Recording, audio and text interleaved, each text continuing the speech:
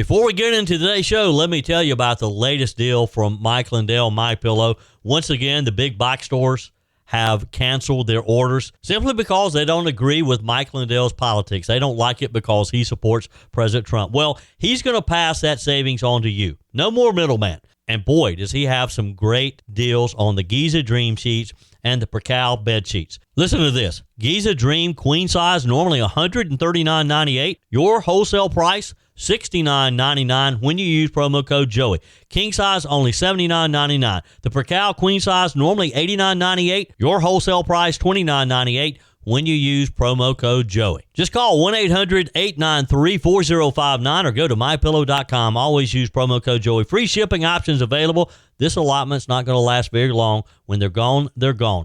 mypillow.com.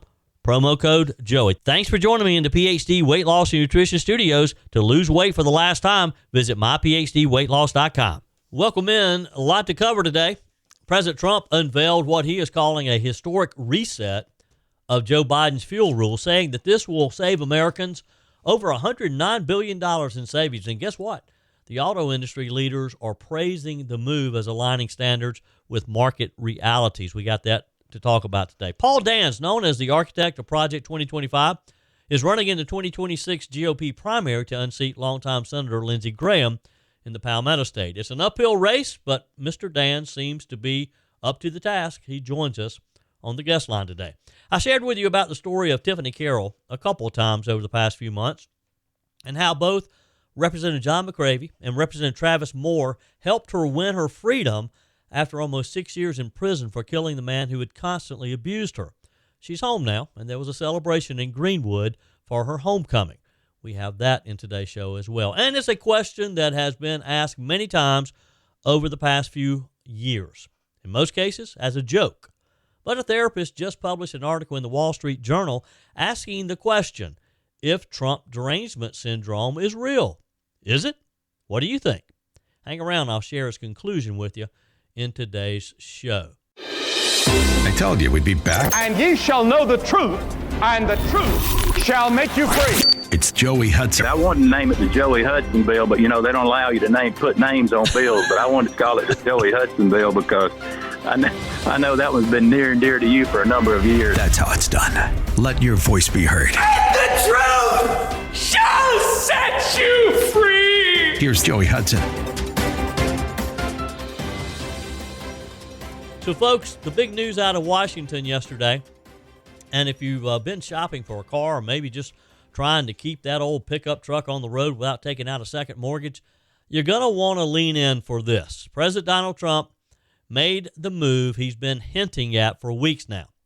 He officially terminated Joe Biden's fuel economy regulations, the ones automakers said were impossible, consumers said were expensive, too expensive, and the White House insisted were saving the planet. Trump did not mince words. In typical Trump fashion, he called them ridiculously burdensome, horrible, very expensive. And honestly, if you've looked at car prices lately, you know that he wasn't wrong. He said Joe Biden's rules, the CAFE standards, push the price of new cars up more than 25%, in one case, up 18% in a single year.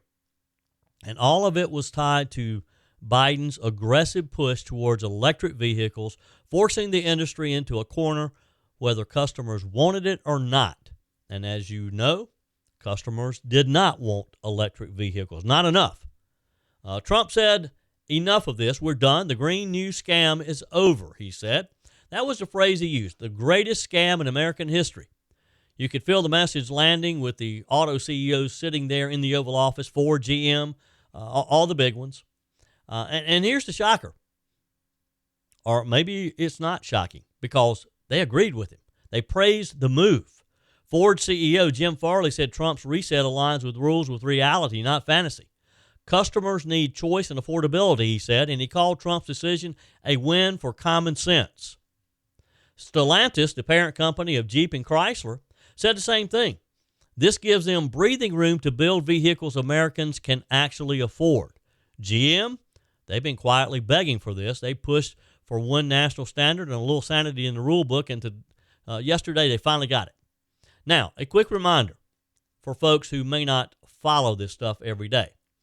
CAFE standards, CAFE standards, corporate average fuel economy is what it stands for, were created back in 1975. They were meant to improve gas mileage and reduce emissions. Some of you who were driving back then may remember it. I do. I was just starting to drive then. Reasonable enough, right? But under Joe Biden and Kamala Harris, those standards didn't just tighten. They skyrocketed. Fuel efficiency requirements were set to jump 8% for 2024 and 2025, another 10% in 2026. That doesn't sound like much until you realize the technology simply is not there, according to the auto manufacturers. And the only way to hit those targets was to shove Americans towards electric cars. Trump rolled that back in his first term. Biden put it all back in place. And now Trump's reversed it again, this time going even further. Listen to this. Families are projected to save $109 billion in total with yesterday's move. That's not chump change. I mean, that's real money. And under Trump's One Big Beautiful Bill Act, the legislation he signed back in July, the fines for not meeting these impossible CAFE standards dropped to zero. Because that was how Joe Biden was dealing with this. He was threatening the auto industry with huge fines if they did not meet the new criteria. Now, the fact that there's a zero fine now saved automakers billions, which means lower sticker prices and more models on the lot. And look, here's the bottom line. We all want choice. Americans love a choice. We did not like the idea of being told we had to buy an electric vehicle whether we wanted one or not. Now, some people have embraced electric vehicles, and I'm happy for them. I'm just not there yet. I want to be able to drive into the Spinks or the QT and fill her up.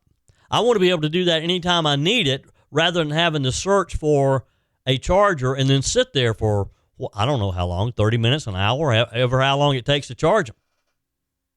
Americans want to be able to choose what they want to spend their money on. Some folks, again, they love their electric cars. Great, buy one, buy two, buy one for the whole family. But a whole lot of Americans, especially in places like the Carolinas, want gas-powered trucks and SUVs that can tow, that can haul, last to a couple 100,000 miles without a $25,000 battery replacement. And the president's message yesterday, you get to choose, not the government. And that's why automakers were practically cheering in the room. Meanwhile, the Biden crowd is furious. The lefties, the tree huggers, they spent years trying to force a national EV mandate. Now it's gone. California's 2035 gas car ban, Trump already killed it. And yesterday's move drives the final stake through Biden's dream of regulating gas engines out of existence. A lot of families are going to sleep easier tonight knowing that the car they want, the car they can afford, isn't about to disappear from the market. And that they can just keep the car they have if they want and be able to get it serviced. This is one of the biggest achievements or the biggest announcements since Trump was sworn in back in January.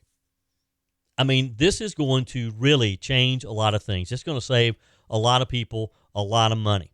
Now, the sad part about this is the auto manufacturers have already spent probably billions trying to build the infrastructure to produce these vehicles. But look, they were happy. If you saw any of the video of them meeting in the Oval Office with President Trump yesterday, they were ecstatic. And I'm sure they all recognize that even though, yes, they've probably thrown some money away, and maybe in the long term, they'll continue to manufacture electric vehicles, and the market will better support them, and they'll have the infrastructure there to do it. But in the end, it's all about choice, and you and me being able to walk into our local Ford dealership like Matthew and Jim Furman at Furman Ford and buy the vehicle that we want. You agree? Are you happy about this? Are you as happy as I am? Text me, email me, joe@joeyhudson.com. Leave me a quick message on the MyPillow message line. Let me know, maybe you were wanting that electric vehicle, were you?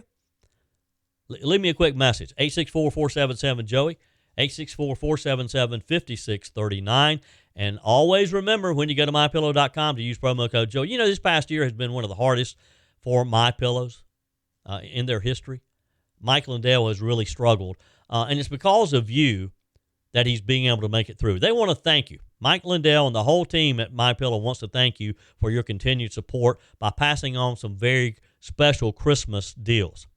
Get the Children's Bible Story Pillow 5-pack for $29.98. My Slippers with a free bottle of leather protected spray for $39.98.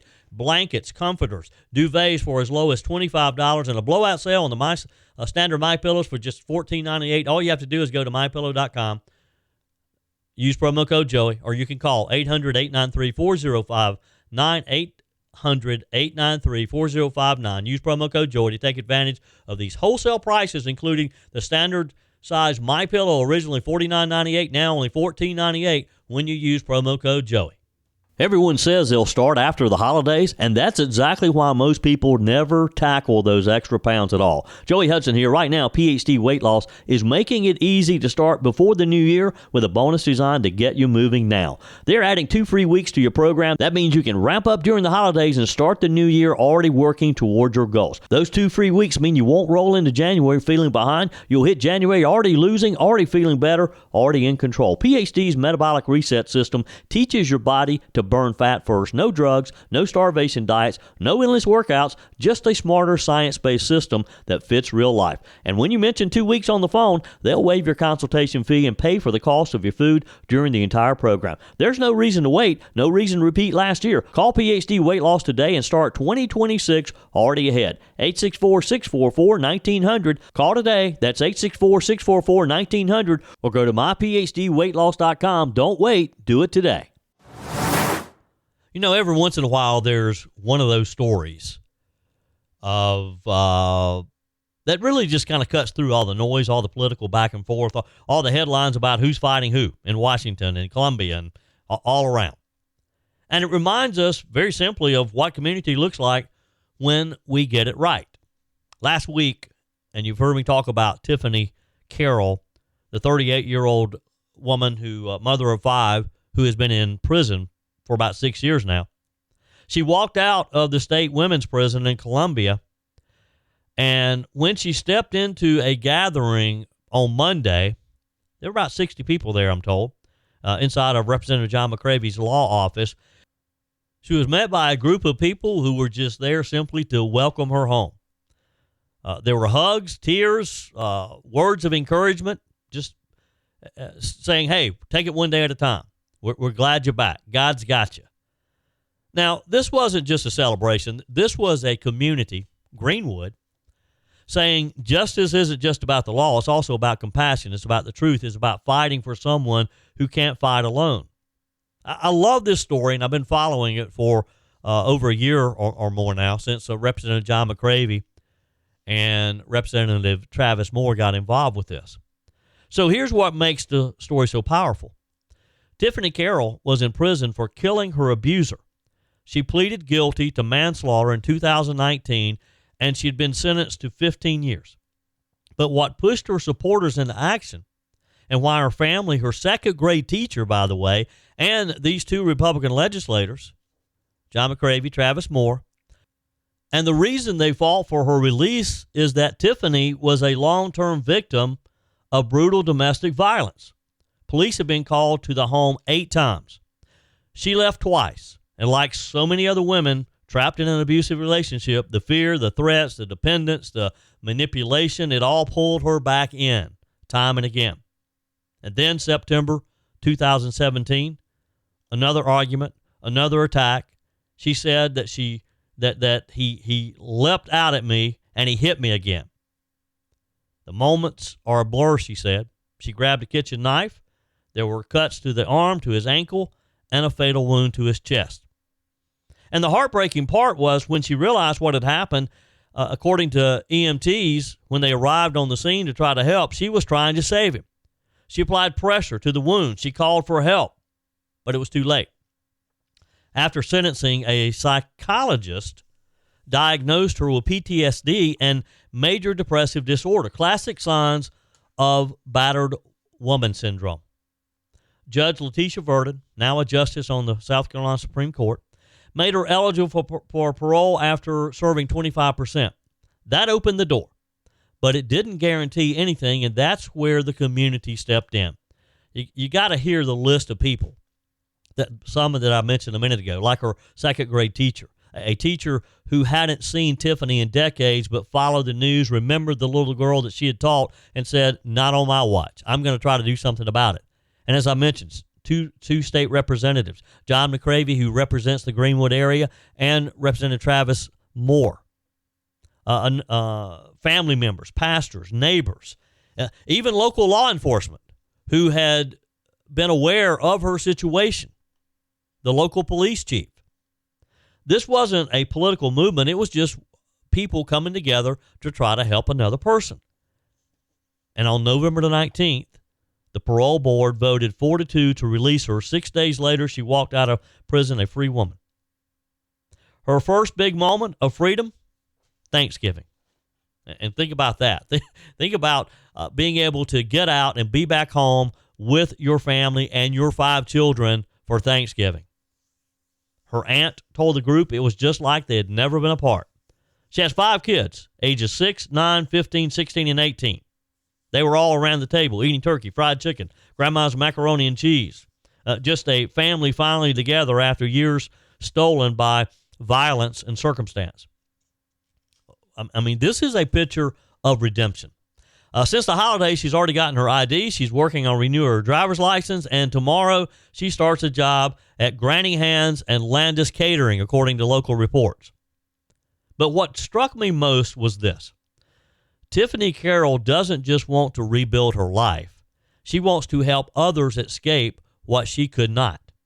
While she was incarcerated, she met other women, some serving decades for defending themselves with no hopes of parole. She said that's why she wants to start a nonprofit to help battered women plead their case, understand the system, and get the legal support they deserve. She wants to go back to school, maybe open a daycare, learn business management. She wants to teach women to recognize the signs of abuse before it's too late and teach women how they can be independent. She was quoted in the local paper as saying, when someone abuses you, they may make you feel dependent, like you're completely alone. You don't realize how serious it is. And then she said something that really just kind of makes you stop and think. She said, I refuse to let my time inside define me.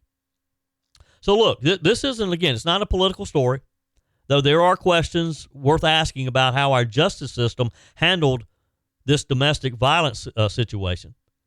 This is, at its core, though, a faith story, a community story, a South Carolina story. Because when you strip everything else away, we're talking about people who did not quit and did not give up on Tiffany Carroll, a teacher who remembered the spark in this little girl's eyes, 2 conservative lawmakers who said justice should be rooted in truth, not in bureaucracy, a family who prayed and waited and fought and just knew that eventually their loved one would be back home, and again, a community who this week said, welcome home. Tiffany Carroll spent 6 years in a place no mother wants to be. She missed birthdays, graduations, school plays, ordinary days that should have been hers. She said the worst part was the separation from her children, the sleepless nights, the times that she thought hope had run out. But her faith and the people around her kept her going. And now she's choosing redemption. She's choosing motherhood. She's choosing purpose. She's getting back into the community that she grew up in and getting involved. So as we begin the Advent season and we're thinking about Christmas and the holidays, of course, there's politics, there's still headlines, and there's still chaos in Washington. But remember this story of Tiffany Carroll in Greenwood, South Carolina. Remember that justice is not a cold system. It can be carried out by people who really care. Remember that one teacher, a couple of legislators, a pastor, a police officer, a neighbor can change the course of someone's life. And remember what a simple phrase can do. Welcome home. And boy, did Tiffany Carroll, did she feel welcome home. It's good to say those words when they're earned, and it's even better to see a community that still knows how to say them and how to mean them. With the 2026 midterm elections just around the corner, the Republican primary season in South Carolina is ramping up. Paul Dans, the man often called the architect of Project 2025, is challenging Senator Lindsey Graham in the June 2026 GOP primary. At an event a few months back where I heard Mr. Dans speak, he made it clear he's running as the unapologetic true conservative in this race. Paul Dans joins me today on our guest line. Welcome, sir. How are you? Joey, great to be with you. Thank you. Always a pleasure. I appreciate your time. Let's start with a recent speech that you gave in Somerville a couple weeks back, I think it was. The Post and Courier reported that you opened with a line that's gotten some attention. And here's what they quoted you as saying. It's like that famous philosopher Meatloaf used to sing about the prospect of voting for Lindsey Graham for a fifth term in the U.S. Senate. You went on to say, we would do anything for Trump, we just won't do that. Now, do you believe Senator Graham is no longer representing the direction of Republican voters in South Carolina? Yeah, the Meatloaf song, I don't know if people have it going in their head. I'll spare them my singing voice of it. But yeah, it's really, this guy's incredible though. We obviously love Trump. I went to work for him 11 years ago to get that guy into office because I really felt he was the one to break the mold, to bring this country back.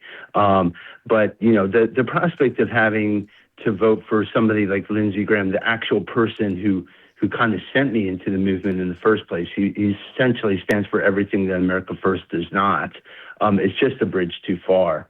And, I think that 32 years in Washington for anybody, even were you a great politician, would be like, thanks, it's time to move on. But in Graham's case, this is a guy who's just completely gone off the deep end, obsessed with foreign wars, really disconnected from our state. He moved out 32 years ago. He's really a Washington resident at this stage. Yeah. You're widely known as the architect of Project 2025. For listeners who may not know the details, give us your explanation. What is Project 2025? What was the idea behind creating it?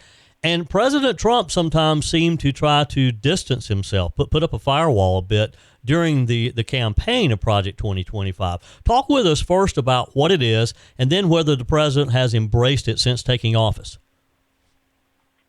Sure, and I was the architect of it. I worked at the Heritage Foundation. To back up, I had been, a lawyer. Don't hold that against me, but in private practice.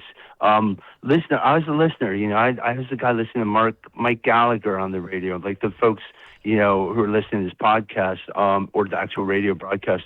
Yeah. A guy who's always passionate about politics, but wasn't engaged.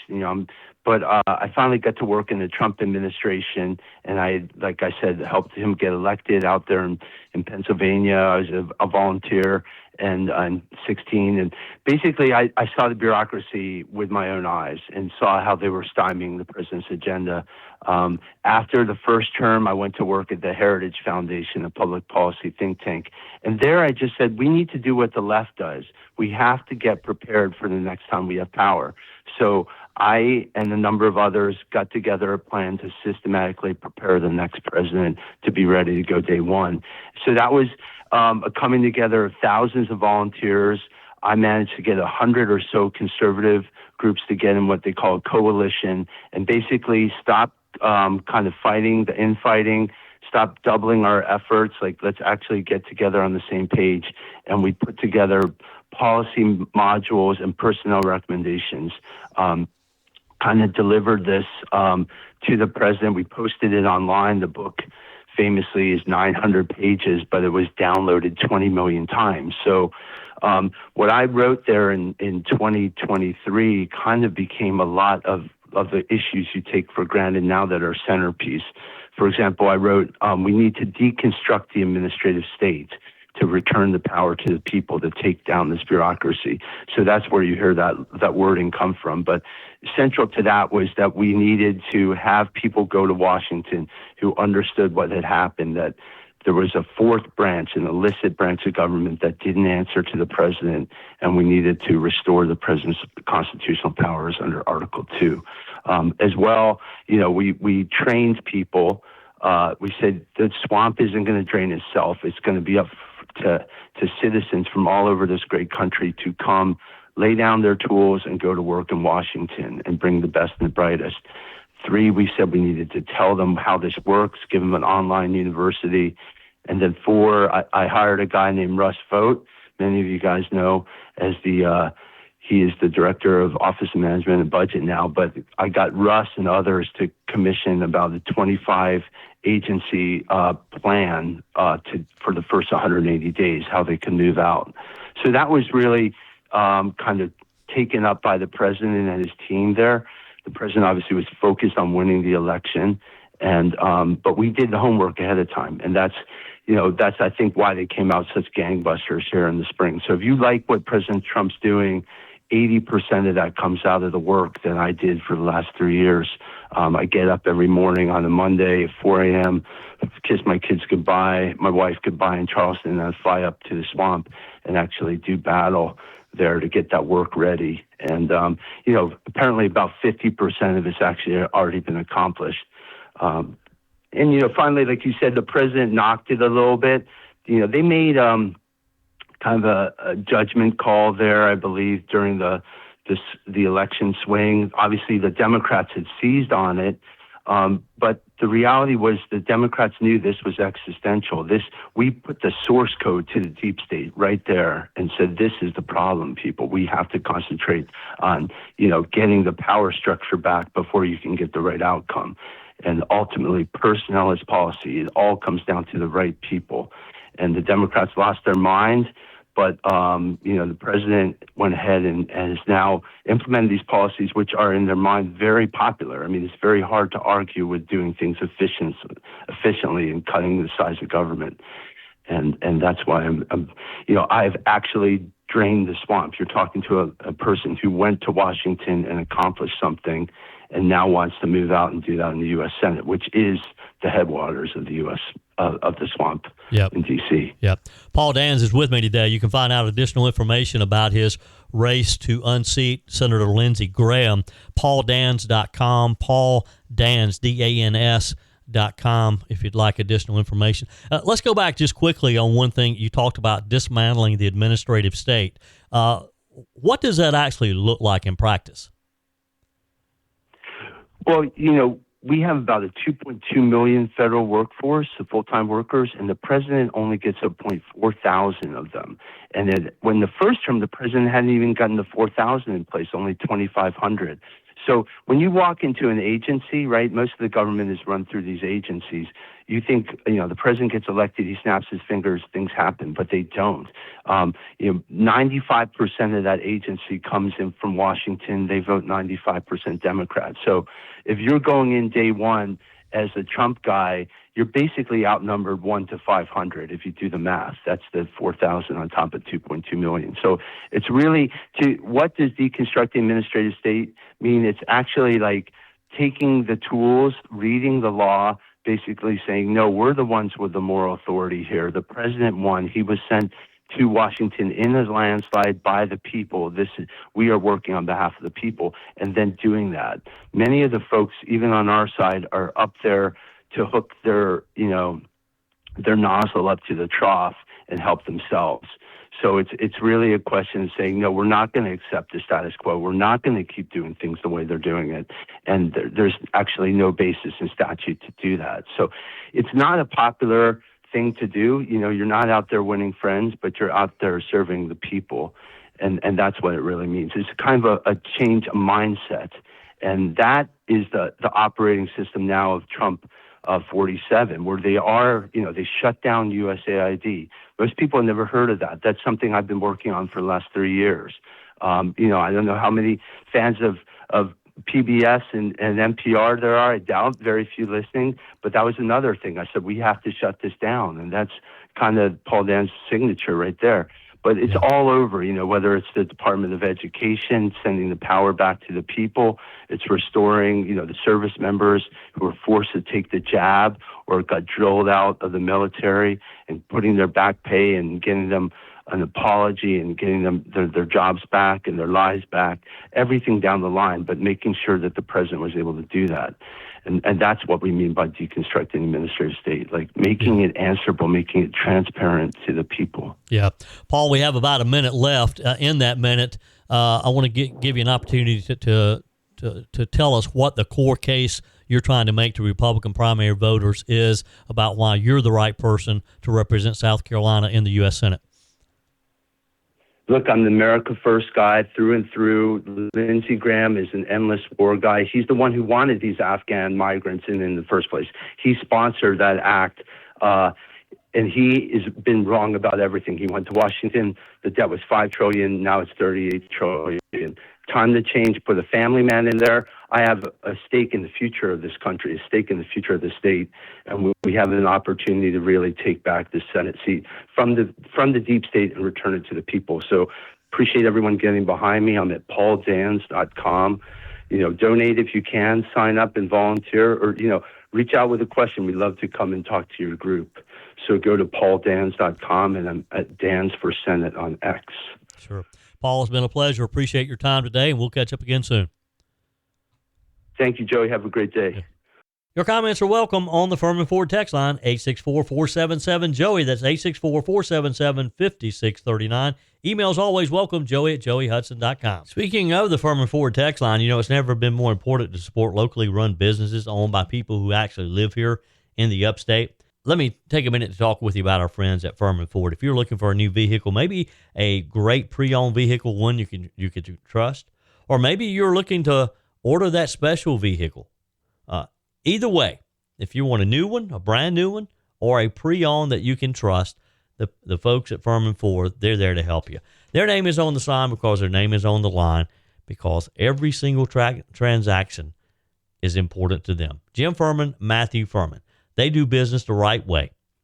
When you stop by, when you give them a call, or maybe when you just send them a quick email, you're always going to have access to a member of the Furman Ford family.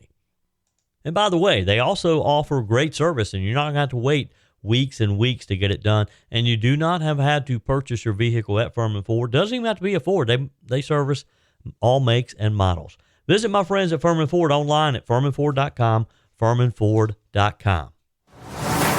Some disturbing news out of Delaware yesterday, as authorities say a 25-year-old University of Delaware student identified as Lagman Khan is behind bars after federal agents say they uncovered a pretty chilling plot to attack the University of Delaware Police Department. And folks, this wasn't some vague online rant. Prosecutors say he had detailed handwritten plans laying out exactly how to pull this off, what he was going to do. So here's what happened.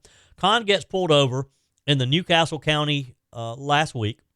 Routine traffic stop turns into anything but routine. Officers spot a .357 Glock loaded with 27 rounds, plus 3 more oversized magazines, an armored ballistic plate, and this is the kicker, a notebook straight out of a bad action movie script. Inside the notebook, according to the Justice Department, sketches of the University of Delaware police station, entries about weapons he wanted to use, tips on avoiding law enforcement detection, warfare techniques, and even the name of a member of the campus police department that he apparently intended to target. And it didn't end there. The FBI hits his home with a search warrant and finds exactly what you hope your college kids' classmates don't have in their bedrooms. Another loaded Glock, this one equipped with an illegal machine gun conversion switch, a .556 rifle with optics, 11 more extended magazines, hollow points, and a tactical vest with a ballistic plate. This guy meant business. He wasn't playing around. Now, Khan is facing federal charges for illegally possessing a machine gun, maximum 10 years. The university moved quickly, banning him from all campuses and reassuring parents that there's no known threat now that he's in custody. But you can imagine the shock on that campus. The interim president calling it frightening to all of us, and she's not wrong. The Fed said this case is a textbook example of cooperation preventing a disaster before it happens. All right, folks, let's talk about something honestly here. I think every one of us has witnessed it at a dinner table, maybe in your office, scrolling through social media at 2 a.m. Trump Derangement Syndrome. It's been talked about a lot. It's been written about a lot. Now, before the text messages start flying in, I didn't invent the term, and neither did the Trump campaign. It comes up today because psychotherapist Jonathan Alpert, a guy who works with real patients every week in New York and Washington, D.C., wrote a column in the Wall Street Journal titled, "Is Trump Derangement Syndrome Real?" And he did some studies. He talked with some of his patients about it. He wasn't trying to mock anybody. He wasn't even trying to diagnose a disease. He was describing something that he sees over and over, he said, over and over again in his therapy practice. And let me tell you, his inbox blew up in a way that practically proved the point. So let me walk you through what he found.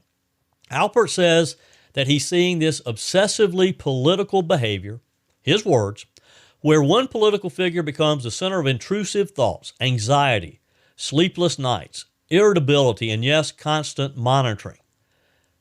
Not just, I don't like this politician. We're talking can't enjoy a vacation because, as one woman told him, it felt wrong to relax while Trump was still out there. Now, look, I didn't like Joe Biden, but I got to tell you, I didn't lose any sleep because Joe Biden was in the White House. I was concerned. Yes, maybe I worried a little, but I certainly didn't let it affect my life. These people, pun intended, are nuts. This guy says he sees couples fighting, marriages strained, friendships blowing up simply because someone says the name Donald Trump. Not even talking about a policy, not even trying to get into a political debate, just saying the name, President Donald Trump.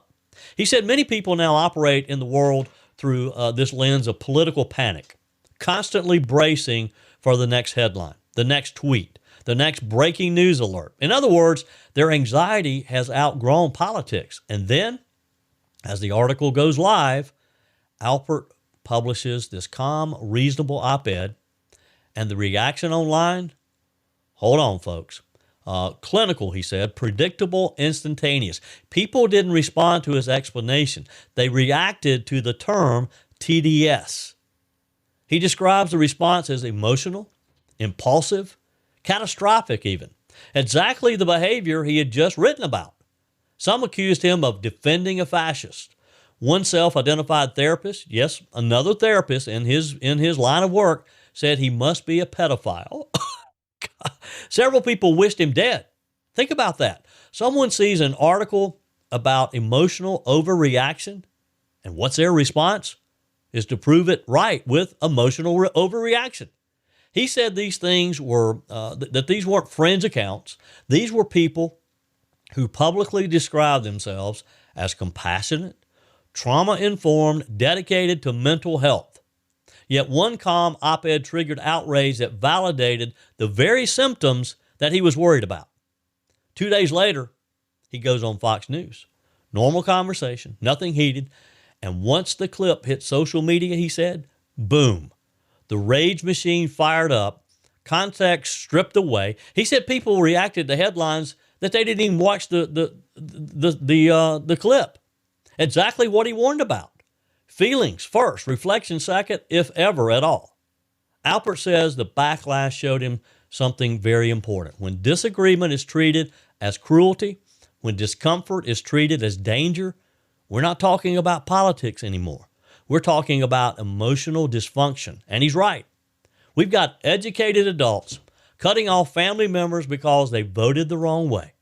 We have couples avoiding Thanksgiving because a relative supports Donald Trump. That's not civic engagement. That's emotional fragility dressed up as activism. Now, the real problem, it's not Trump. It's us. Alpert said something that really stuck with me. He said therapy, real therapy, used to help people regulate their emotions, challenge distorted thinking, and build resilience. Now, those same therapy buzzwords have spilled into politics, and they're being used to justify impulsive outrage. Everything is harm. Disagreement is violence. Hearing an opinion you don't like means the other person must be evil or mentally ill. It's tearing families apart, folks. It's hijacking people's peace. And in Alpert's view, it's becoming a national problem, not just a political one. He warns, and it's very simple, if we can't separate emotion from interpretation, the chaos is not going to stop. no matter who wins the election, even when Donald Trump leaves the Oval Office.